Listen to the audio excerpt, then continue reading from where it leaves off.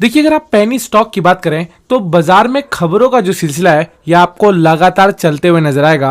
और जब से बजट सेशन बीते हैं तब से अगर आप देखें तो मार्केट का एक जो सेक्शन है यह आपको लगातार कहीं ना कहीं अफवाहों के ढेर में चल रहा है कि इनका क्या होने वाला है। क्योंकि बाजार में अगर आप देखें तो जब से बजट सेशन की शुरुआत हुई है उसके बाद तकरीबन 1200 पॉइंट की जो गिरावट है यह मार्केट में दिखाई पड़ी है। और इससे क्लियर इंडिकेशन लगाया जा रहा है कि टॉप रेटेड कंपनियां तो लगातार गिरी रही हैं, तो ऐसे कौन से लोग हैं जो कि पेनी स्टॉक में अपना जो किस्मत है वो आजमाएंगे। और उस पीरियड में अगर आप देखें तो जैसे कि मैंने आपको बार बार अपने वीडियो के माध्यम से बताया है कि जिसका रिसर्च सबसे बेहतरीन रहेगा उसके ही चांसेस बनेंगे कि जो भी स्टॉक वो आपके पोर्टफोलियो के लिए पकड़ते हैं वो बेहतरीन होंगे। और उसके लिए मैंने एस्पेक्ट भी आपको बताए थे कि कैसे क्वार्टरली नतीजों को ध्यान से देखना चाहिए, किस वॉल्यूम में ट्रेडिंग हो रही है उसके ऊपर ध्यान देना चाहिए, और साथ में बजट किस सेक्टर के ऊपर कहीं ना कहीं आपको दिखाई पड़ता है उस सेक्टर के स्टॉक को ही पकड़कर कैसे अपने लिए देखा जाए। ये सारी जो चीजें हैं ये आपको गौर करनी चाहिए। और अगर आपने गौर करना शुरू कर दिया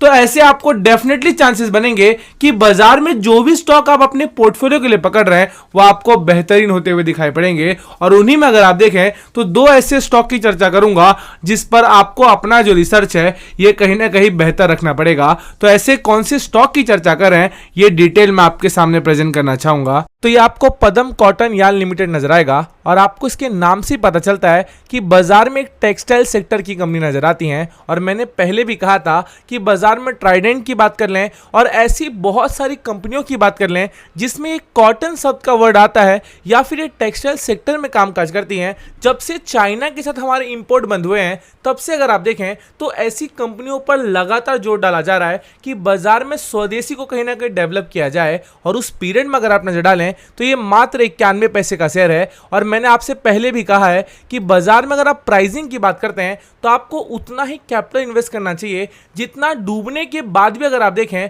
तो आप इजीली कोई भी स्टॉक में पैसे लगाओगे और आपको टेंशन कमी होगी। और उस पीरियड में अगर आप देखें तो ये जो 91 पैसे का शेयर है इसमें बाजार में कितना भी आप क्वांटिटी में पैसे लगाते हैं ये आपके पोर्टफोलियो का 1 से 1.5% ही रहना चाहिए। और उस पीरियड में अगर आप देखें तो ये बुक वैल्यू से सस्ता नजर आता है। और साथ में अगर आप हाई लोज की बात करें तो इसने 9 रुपए के जो टारगेट हैं ये ऑलरेडी अचीव किए हैं। और अगर आप बाजार में इसकी मार्केट कैपिटलाइजेशन की बात करें तो ये 20 करोड़ के आसपास नजर आएगा।